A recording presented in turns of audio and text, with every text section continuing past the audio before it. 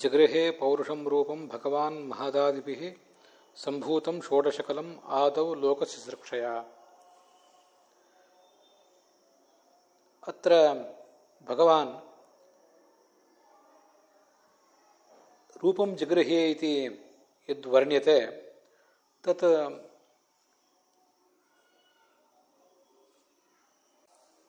ತಸ್ಯ ಅನಾದಿನಿತ್ಯಸ್ಯೈವ ರೂಪಸ್ಯ ವ್ಯಕ್ತಿಮಪೇಕ್ಷೈವ ಇತಿ ವ್ಯಾಕ್ರಿಯತೆ.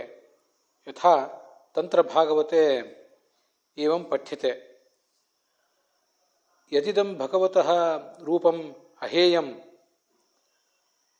ಅರ್ಥಾತ್ ಅತ್ಯಾಜ್ಯಂ ಅನುಪಾದೇಯಂ ಅಸ್ವೀಕಾರ್ಯಂ ಚ ನಿತ್ಯಂ ಅನಾದಿ ನಿತ್ಯಂ ಚ ವರ್ತತೆ ಯದಿದಂ ರೂಪಂ ತದೇವ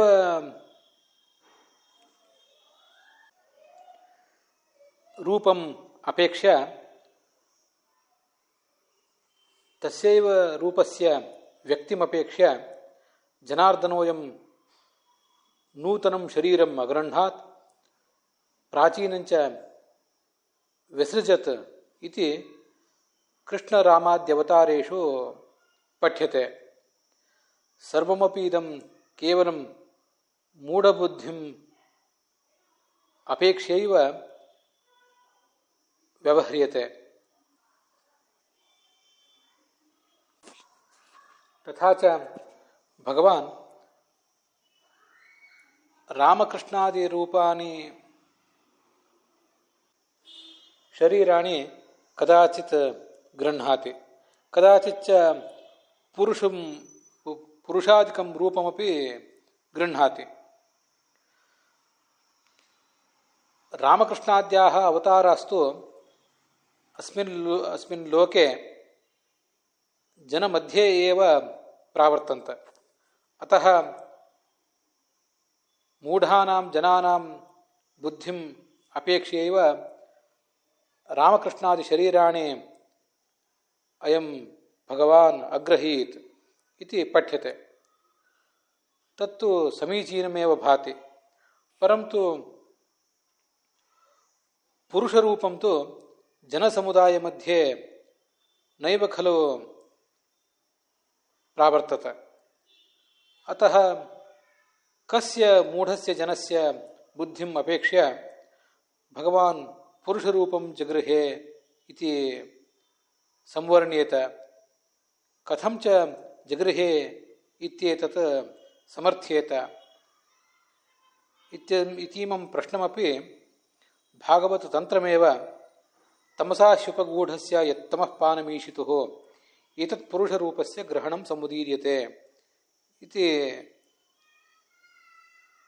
ಸಮಾಧತ್ತೆ. ಭಗವತಃ ರೂಪಮಿದಂ ತಮಸಾ ಉಪಗೂಢಂ ಸಂಛನ್ನಮಾಸೀತ್. ಸ ಚ ಭಗವಾನ್ ತತ್ ತಮಃ ಪಪೌ. ತೇನ ಚ ತಸ್ಯ ಪೂರ್ವಂ ವರ್ತಮಾನಮೇವ ಪುರುಷರೂಪಂ ಅಭಿವ್ಯಜ್ಯತ. ತಥಾ ಚ ಏತಾದೃಶೀಂ ಅಭಿವ್ಯಕ್ತಿಂ ಅಪೇಕ್ಷ್ಯೈವ ಭಗವಾನ್ ಪೌರುಷಂ ರೂಪಂ ಜಗೃಹೇ ಇತಿ ಶಾಸ್ತ್ರಸ್ಯ ಅಭಿಪ್ರಾಯಃ ವರ್ತತೆ.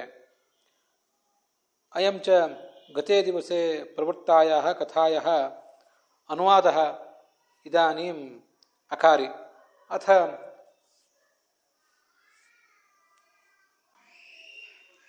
ಅಗ್ರಿಮಃ ಕಥಾಭಾಗಃ ಇದಾನೀಂ ಪ್ರಾರಭ್ಯತೆ. ರಾಮ ಕೃಷ್ಣ ಮೊದಲಾದ ರೂಪಗಳನ್ನು ಭಗವಂತ ತಾಳಿದ್ನಲ್ಲ, ಅವೆಲ್ಲ ಜನರ ನಡುವೆ ನಡೆದದ್ದು. ಆದ್ದರಿಂದ ಮೂಢರಾದಂತಹ ಆ ಜನರ ಒಂದು ಗ್ರಹಿಕೆಯನ್ನು ಅವಲಂಬಿಸಿಕೊಂಡು ಜನರ ದೃಷ್ಟಿಗೆ ಆತ ರಾಮಕೃಷ್ಣಾದಿ ರೂಪಗಳನ್ನು ವ್ಯಕ್ತ ಮಾಡಿದ ಅನ್ನುವ ಅಭಿಪ್ರಾಯದಿಂದ ರಾಮಕೃಷ್ಣಾದಿ ರೂಪಗಳನ್ನು ಸ್ವೀಕಾರ ಮಾಡಿದ, ತ್ಯಾಗ ಮಾಡಿದ ಅಂತ ಹೇಳ್ಬೋದು. ಆದರೆ ಪುರುಷ ಅನ್ನುವ ರೂಪ ಇದು ಜನಸಮುದಾಯದ ನಡುವೆ, ಅದರಲ್ಲೂ ಅಜ್ಞ ಜನಸಮುದಾಯದ ನಡುವೆ ನಡೆದದ್ದಲ್ವೇ ಅಲ್ಲ. ಆದ್ದರಿಂದ ಇಲ್ಲಿ ಪೌರುಷಂ ರೂಪಂ ಜಗೃಹೆ ಅಂದರೆ ಅದಕ್ಕೆ ಅರ್ಥ ಏನಾದೀತು? ಯಾರೋ ಅಜ್ಞರಾದ ಜನರಿಗೆ ತೋರಿಸ್ಲಿಕ್ಕಾಗಿ ಅವರ ಅಭಿಪ್ರಾಯವನ್ನು ಆಧಾರವಾಗಿಟ್ಕೊಂಡು ಜಗೃಹೆ ಅಂತ ಇಲ್ಲಿ ಹೇಳಲಿಕ್ಕೆ ಬರೋದಿಲ್ಲಲ್ಲ ಅಂತ ಒಂದು ಪ್ರಶ್ನೆ ಬಂದರೆ, ಆ ಭಗವಂತನ ಬ್ರಹ್ಮಾಂಡಾಂತರ್ಗತವಾದ ವಿರಾಟ್ ರೂಪ ತಮಸ್ಸಿನಿಂದ ಆಚ್ಛಾದಿತ ಆಗಿತ್ತು.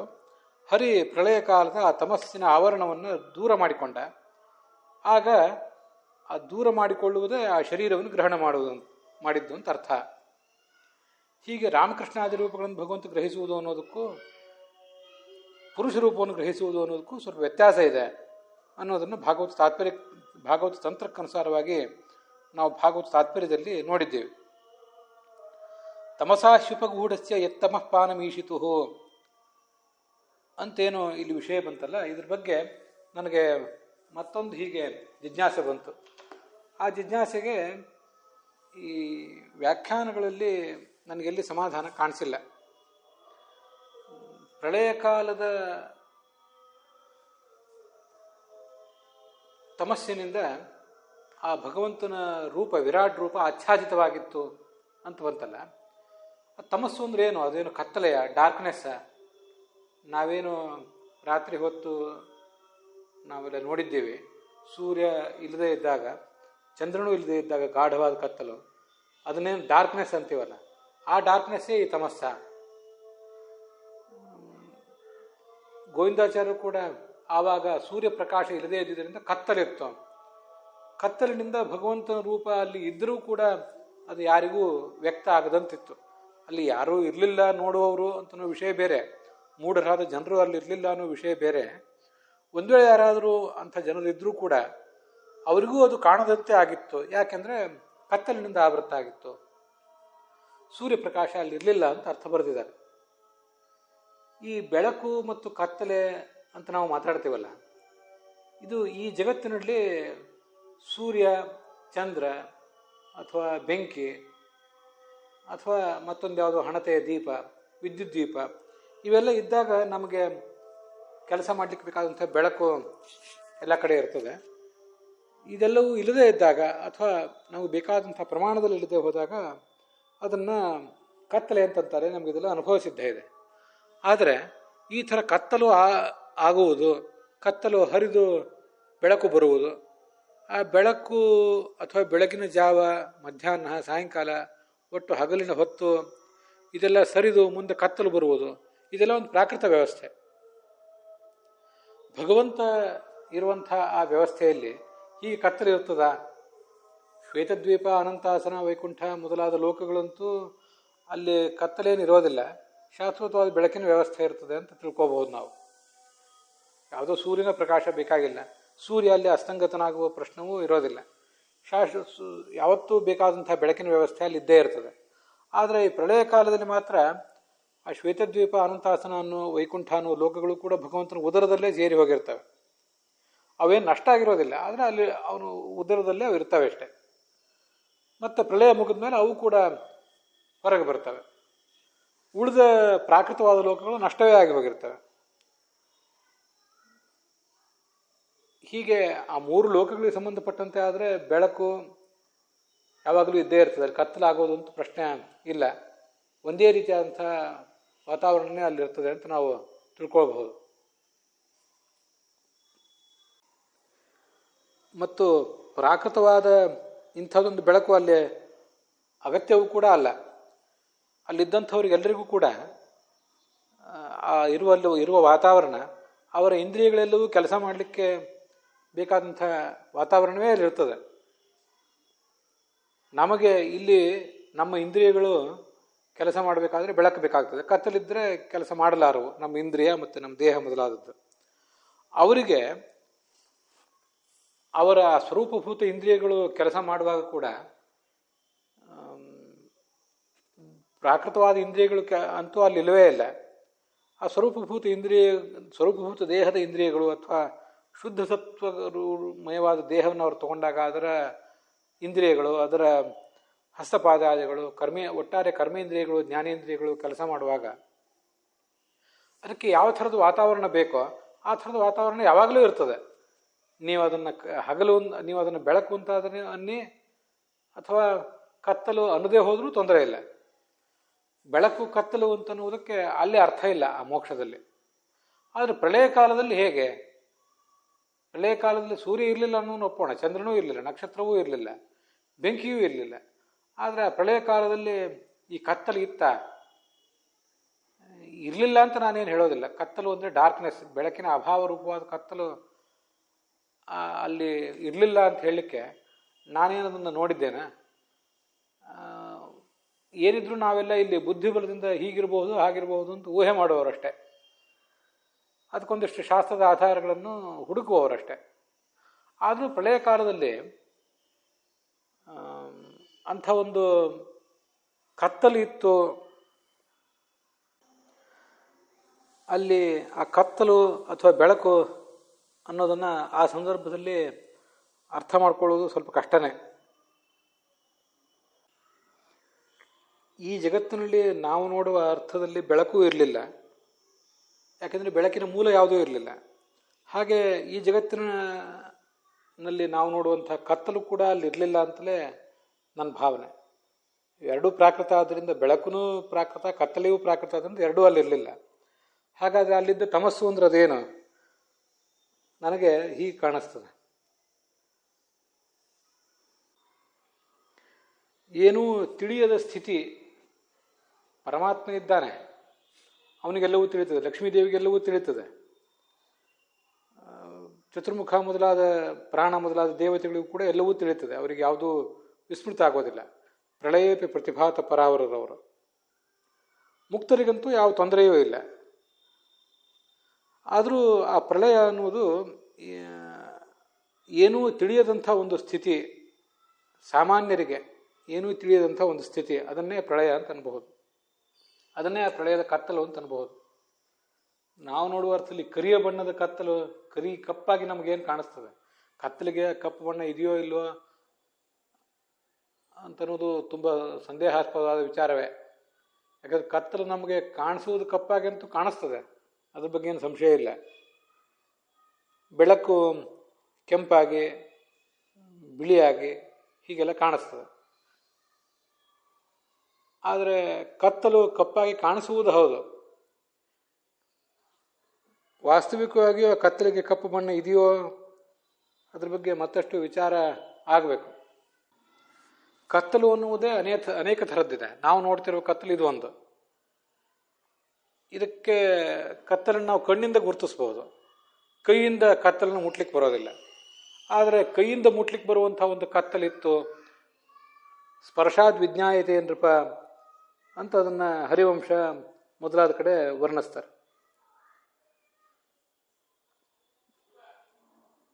ಕೃಷ್ಣ ಅರ್ಜುನನನ್ನ ಕೆಲವು ಲೋಕಗಳಿಗೆ ಕರ್ಕೊಂಡು ಹೋಗಿದ್ದ. ಅಲ್ಲಿ ಬ್ರಾಹ್ಮಣನೊಬ್ಬನ ಮಕ್ಕಳು ಮೇಲಿನ ಮೇಲೆ ಸಾವಿಗೊಳಗಾಗ್ತಾ ಇದ್ರು.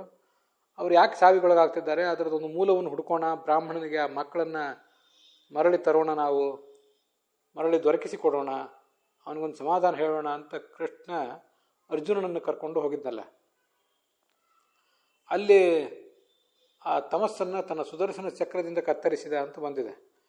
ಹರಿವಂಶದಲ್ಲಿದೆಯೋ, ಭಾಗವತದಲ್ಲಿದೆಯೋ ಅಥವಾ ಮಹಾಭಾರತ, ಈ 3 ಗ್ರಂಥಗಳಲ್ಲಿ ಒಂದು ಕಡೆ. ಪ್ರಸಂಗವೂ ಕೂಡ ನಾನು ಹೇಳಿದಂತೆ ಬೇರೆ ಪ್ರಸಂಗವೂ ಆಗಿದ್ದಿರಬಹುದು.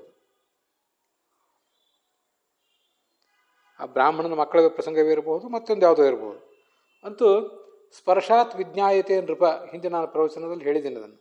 ಆ ಕತ್ತಲನ್ನು ನಾವು ಕೈಯಿಂದ ಮುಟ್ಟಿ ತಿಳಿಯಬಹುದಿತ್ತಂತೆ. ಇದೊಂದು ವಿಚಿತ್ರವಾದ ಕತ್ತಲು. ಕೈಯಿಂದ ಮುಟ್ಟುವಂಥ, ಕೈಗೆ ನಮಗೆ ದೊರಕುವಂಥ ಕತ್ತಲು ಈ ಜಗತ್ತಿನಲ್ಲಿ ಎಲ್ಲಿದೆ? ಎಲ್ಲಿಲ್ಲ. ಆದರೆ ಆ ಯಾವುದೋ ಲೋಕದಲ್ಲಿ ಕೈಗೆ ಮುಟ್ಲಿಕ್ಕೆ ಬರುವಂಥ ಕತ್ತಲು ಇತ್ತು ಅಂತ ವರ್ಣನ ಇದೆ.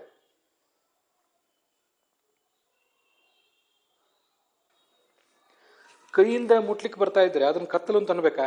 ಅಥವಾ ಅದು ಯಾವುದೋ ಒಂದು ಗೋಡೆ, ಅಥವಾ ಯಾವುದೋ ಬಂಡೆಕಲ್ಲು, ಅಥವಾ ಯಾವುದೋ ದೊಡ್ಡ ಕೆಸರು, ಪರ್ವತ ಅಂತ ಅನ್ಬೇಕಾ? ಇಂಥವೆಲ್ಲ ಪ್ರಶ್ನೆಗಳು ನನ್ನ ಮನಸ್ಸಿನಲ್ಲಿ ಕೂಡ ಬಂದಿವೆ. ಆದರೆ ಅದು ಕತ್ತಲು ಅಂತ ಅಲ್ಲಿ ಶಬ್ದ ಪ್ರಯೋಗ ಮಾಡಿದ್ದಾರೆ ಆ ಪುರಾಣದಲ್ಲಿ. ಹಾಗೆ ಅದನ್ನು ಕೈಯಿಂದ ಮುಟ್ಲಿಕ್ಕೆ ಮುಟ್ಟುವಂಥ ಪ್ರಸಂಗ ಇತ್ತು. ಅದು ಇವರ ಸಂಚಾರಕ್ಕೆ ಬಾಧಕ ಆಗಿತ್ತು ಕೂಡ. ಕೃಷ್ಣ ಅದನ್ನು ಕತ್ತರಿಸಿದ ಸುದರ್ಶನ ಚಕ್ರದಿಂದ ಅಂತ ವರ್ಣನೆ ಬಂದಿರೋದು ಹೌದು. ಮತ್ತದು ಪ್ರಾಕೃತವೂ ಅಪ್ರಾಕೃತ ಲೋಕವೂ ಅದೇನಲ್ಲ.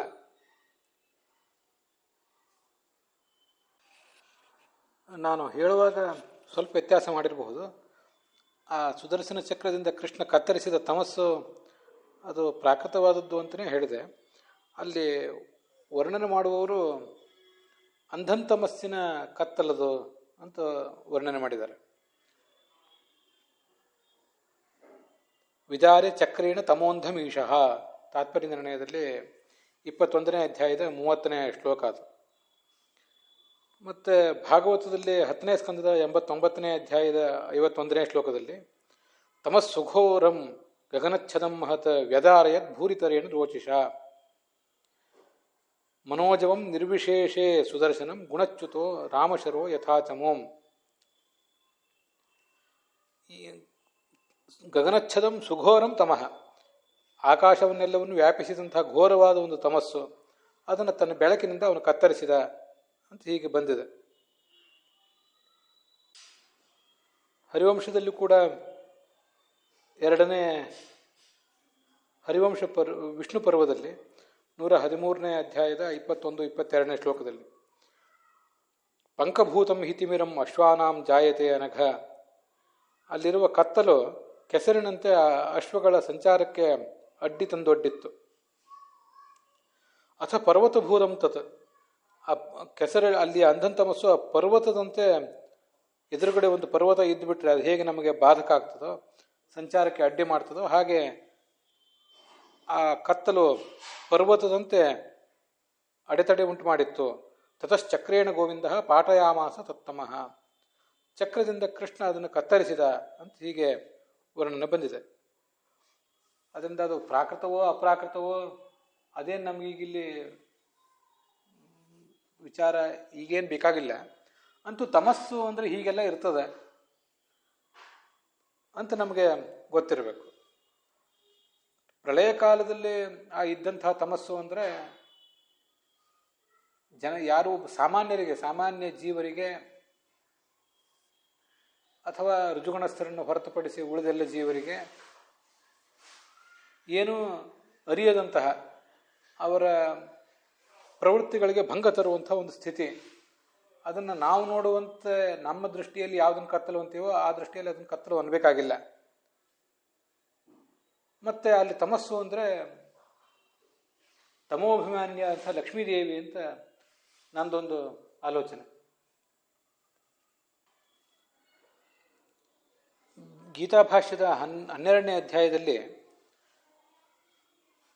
ನಾಸದಾಸೀನ್ ನೋಸದಾಸಿ ತದಾನೀಂ ನ ಮಹಾಭೂತಂ ನೋಪಭೂತಂ ತಮಾಸೀತ್ ತಮಸಾ ಗೂಢಮಗ್ರೆ ತಮೋಹ್ಯವ್ಯಕ್ತಂ ಅಜರಂ ಅನಿರ್ದೇಶ್ಯಂ ಏಷಾ ಹೇವ ಪ್ರಕೃತಿ ಅಂತ ಒಂದು ಸಾಮವೇದದ ಕಾಷಾಯಣ ಶ್ರುತಿಯನ್ನು ಆಚಾರ್ಯರು ಉದ್ಧರಿಸಿದ್ದಾರೆ. ಅದೆಲ್ಲ ಲಕ್ಷ್ಮೀದೇವಿಯನ್ನು ಮಹತ್ವವನ್ನು ಹೇಳುವಂಥ ಭಾಗ. ಆ ಪ್ರಳಯ ಕಾಲದಲ್ಲಿ ಆಕಾಶ ಮತ್ತು ವಾಯುಗಳು ಇವೆರಡು ಮಹಾಭೂತಗಳು ಇರಲಿಲ್ಲ. ತೇಜಸ್ಸು, ನೀರು, ಭೂಮಿ ಅನ್ನುವಂಥ ಉಪಭೂತಗಳೂ ಇರಲಿಲ್ಲ. ತಮ ಆಸೀತ್, ತಮಸ್ಸೇ ಎಲ್ಲ ಕಡೆ ಇತ್ತು, ಎಲ್ಲವೂ ತಮಸ್ಸಿನಿಂದ ಆಚ್ಛಾದಿತವಾಗಿತ್ತು. ಅಲ್ಲಿ ತಮಸ್ಸು ಅಂದರೆ ಯಾರು ಅಂದರೆ ಅಜರ, ಮುಪ್ಪಿಲ್ಲದ, ನಮ್ಮೆಲ್ಲರ ಗ್ರಹಿಕೆಗೆ ಮೀರಿದ, ಅವ್ಯಕ್ತ, ಇದು ಪ್ರಕೃತಿ ಅಂತ ಹೀಗೆ ಆ ಪ್ರಕೃತಿಯ ಬಗ್ಗೆ ವರ್ಣಿಸಿದ್ದಾರೆ. ಅಲ್ಲಿ ತಮಸ್ಸು ಇತ್ತು, ತಮಸಾ ಗೂಢಂ, ಎಲ್ಲವೂ ತಮಸ್ಸಿನಿಂದ ಆಚ್ಛಾದಿತವಾಗಿತ್ತು ಅಂದರೆ ಪ್ರಕೃತಿಯಿಂದ ಆಚ್ಛಾದಿತವಾಗಿತ್ತು ಅಂತ ಹೀಗೆ ಇಷ್ಟೇ ಅರ್ಥ. ಎಲ್ಲರಿಗೂ ಸಾಮಾನ್ಯರಿಗೆ ಏನೂ ತಿಳಿಯದಂತೆ ಆಗುವ, ಅವರನ್ನು ದಿಗ್ಮೂಢನ್ನಾಗಿ ಮಾಡುವಂಥ ಒಂದು ವಸ್ತು ಅಂದರೆ ಈ ಪ್ರಕೃತಿಯೇ. ನಾವು ಹೇಳಿದಂತೆ ಅದು ಕತ್ತಲ ಅಲ್ಲ ಅಂತಲೇ ನನ್ನ ಆಲೋಚನೆ. ಸೂರ್ಯನ ಬೆಳಕಿರಲಿಲ್ಲ ಆದ್ದರಿಂದ ಅಲ್ಲಿ ಕತ್ತಲೆ ಇತ್ತು ಅಂತ ಅದನ್ನು ವ್ಯಾಖ್ಯಾನ ಮಾಡಬೇಕಾಗಿಲ್ಲ. ಸೂರ್ಯನ ಬೆಳಕು ಇರಲಿಲ್ಲ ಅನ್ನೋದು ಹೌದು, ಆದರೆ ಕತ್ತಲು ಸೂರ್ಯನ ಬೆಳಕು ಇಲ್ಲದೇ ಇರುವಾಗ ಬರುವ ಕತ್ತಲು ಅದಲ್ಲ. ಸಾಮವೇದದ ಕಾಷಾಯಣ ಶ್ರುತಿಯನ್ನು ನಾನೀಗ ಓದಿದೆ. ಹಾಗೆ ಅದೇ ಗೀತಾ ಭಾಷ್ಯದಲ್ಲಿ ಮೋಕ್ಷ ಧರ್ಮ ಪರ್ವದ ಮಾತೊಂದನ್ನು ಆಚಾರ್ಯ ಉದ್ಧರಿಸ್ತಾರೆ. ಸರ್ವಗ ಅಚಿಂತ್ಯಾದಿ ಲಕ್ಷಣ ಹಿಸ, ಆ ಪ್ರಕೃತಿ ಎಲ್ಲ ಕಡೆ ವ್ಯಾಪ್ತವಾದದ್ದು, ನಮ್ಮ ಮನಸ್ಸಿಗೆ ನಿಲುಕದ ಸೂಕ್ಷ್ಮತೆ ಇದ್ದದ್ದು ಆ ಪ್ರಕೃತಿ. ಮೋಕ್ಷಧರ್ಮ ಪರ್ವದಲ್ಲಿ ಹೀಗಿದೆ. ಆ ಭಾಗ ಆ ಅಧ್ಯಾಯದಲ್ಲಿ ಹೀಗೆ ಕಂಡುಬರ್ತದೆ. ಶಾಂತಿ ಪರ್ವ ಅದು, ಅದರ ಉಪಪರ್ವವಾದಂಥ ಮೋಕ್ಷಧರ್ಮ ಪರ್ವದಲ್ಲಿ ಆ ವಿಷಯ ಇದೆ. ಮೋಕ್ಷಧರ್ಮ ಪರ್ವವನ್ನು ಗಮನಿಸುವವರು 174ನೇ ಅಧ್ಯಾಯ, ಅಲ್ಲಿ 3ನೇ ಶ್ಲೋಕ ವೈಷ್ಣವ ಪಾಠದಲ್ಲಿ, ಟಿ ಆರ್ ಕೃಷ್ಣಾಚಾರ್ಯರ ಪಾಠದಲ್ಲಿ 351ನೇ ಅಧ್ಯಾಯ ಶಾಂತಿ ಪರ್ವ, ಅದರ 6ನೇ ಶ್ಲೋಕ. ಮತ್ತು ಉತ್ತರ ಭಾರತದ ಪಾಠವನ್ನು ಗಮನಿಸುವವರಾದರೆ 342ನೇ ಅಧ್ಯಾಯದಲ್ಲಿ ಈ ಶ್ಲೋಕ ಕಂಡುಬರ್ತದೆ. ಸ್ವಲ್ಪ ಸ್ವಲ್ಪ ವ್ಯತ್ಯಾಸ ಇದೆ. ಏತಸ್ಯಾಂ ಅವಸ್ಥಾಯಾಂ ನಾರಾಯಣ ಗುಣಾಶ್ರಯಾತ್ ಅಜರಾತ್ ಅಮರಾತ್ ಅತೀಂದ್ರಿಯಾತ್ ಅಗ್ರಾಹ್ಯಾತ್ ಅಸಂಭವಾತ್ ಸತ್ಯಾತ್ ಅಹಿಂಸ್ರಾತ್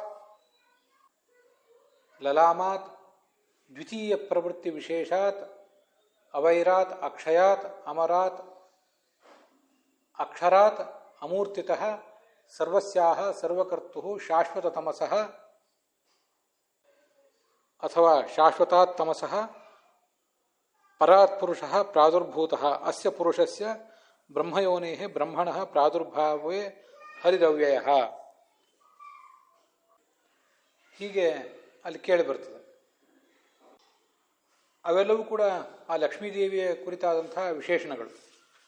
ನಾರಾಯಣನ ಗುಣವನ್ನು, ಅವನ ಶಕ್ತಿಯನ್ನು ಆಶ್ರಯಿಸಿದವಳು, ಅವನ ಇಚ್ಛಾನುವರ್ತಿನಿ, ಮುಪ್ಪಿಲ್ಲದವಳು, ಇಂದ್ರಿಯಗಳಿಗೆ ಗೋಚರ ಅಲ್ಲದೇ ಇದ್ದವಳು, ಅಗ್ರಾಹ್ಯಳು, ಮನಸ್ಸಿಗೂ ಗೋಚರ ಅಲ್ಲದೇ ಇದ್ದವಳು, ಅಸಂಭವತಃ ಹುಟ್ಟಿಲ್ಲದವಳು, ಅಸತ್ಯಾತ್,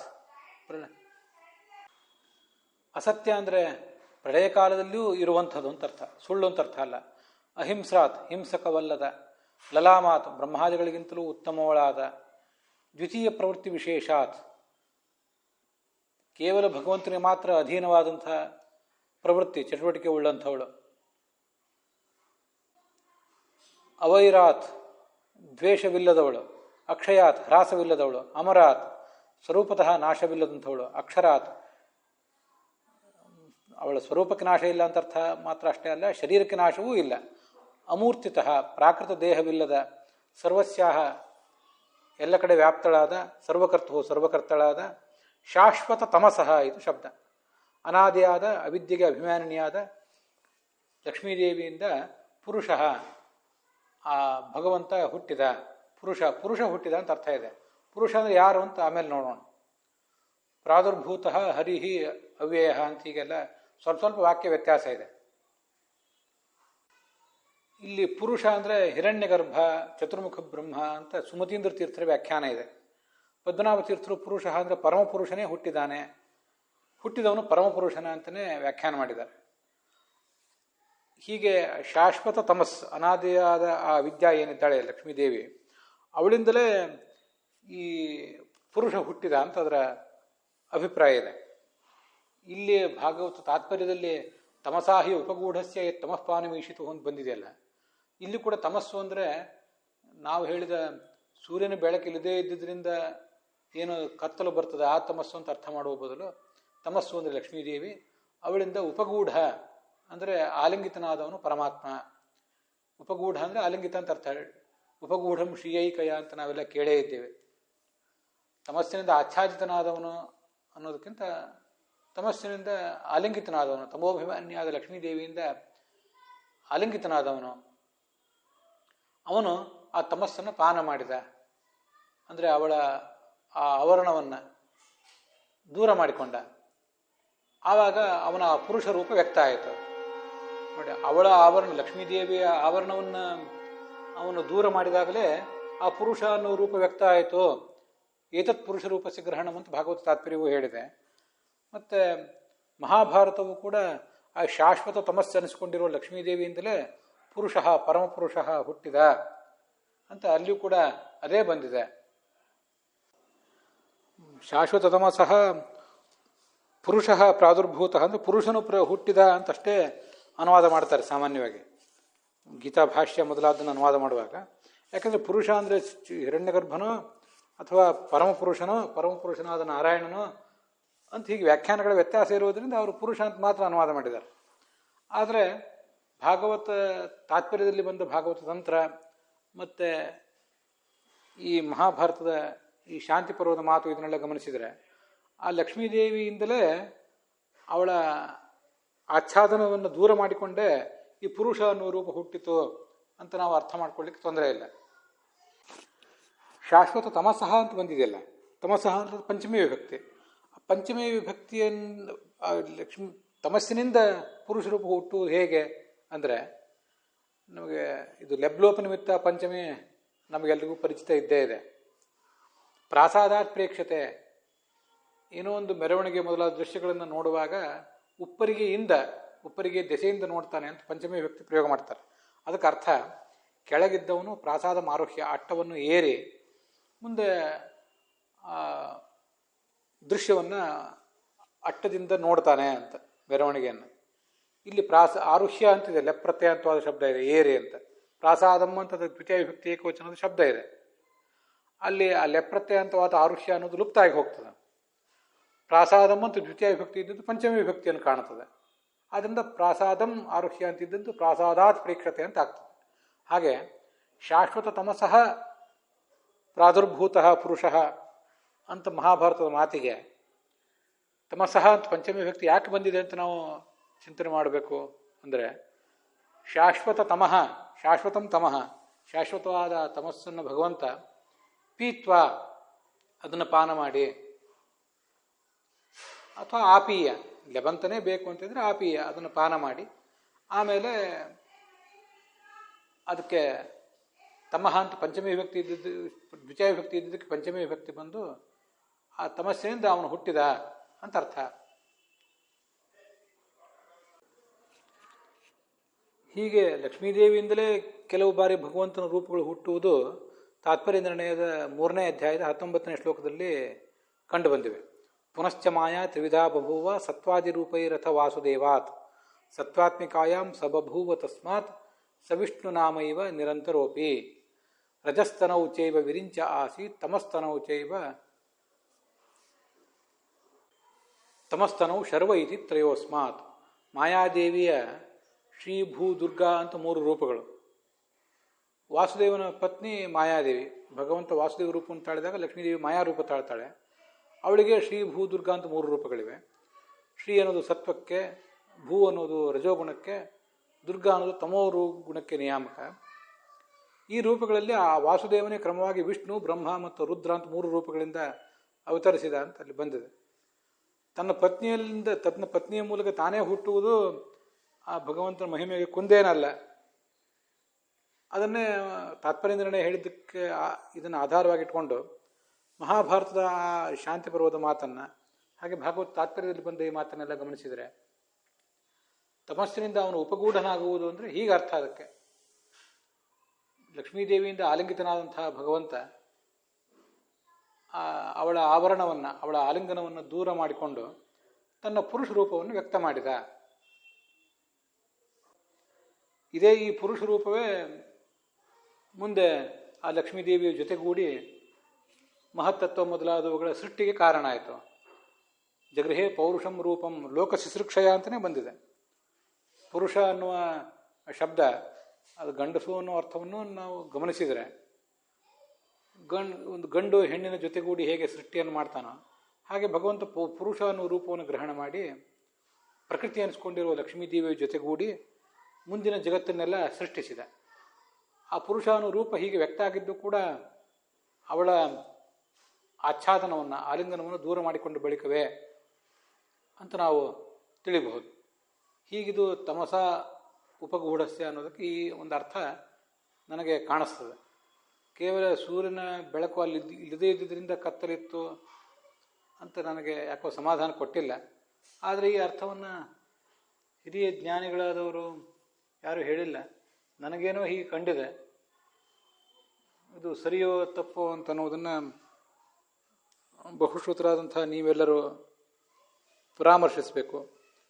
ಯಾವ್ದಾದ್ರು ವಿದ್ವಾಂಸರ ಕಿವಿಗೆ ಇದು ಬಿದ್ದರೆ ಅವರು ಕೂಡ ಇದರ ಯುಕ್ತಾಯುಕ್ತತೆಯನ್ನು ಪರಿಶೀಲಿಸಬೇಕು ಅಂತ ಒಂದು ಪ್ರಾರ್ಥನೆ. ಅಲ್ಲಿಗೆ ಈ ಭಾಗ ಸಮಾಪ್ತವಾಗಿದೆ.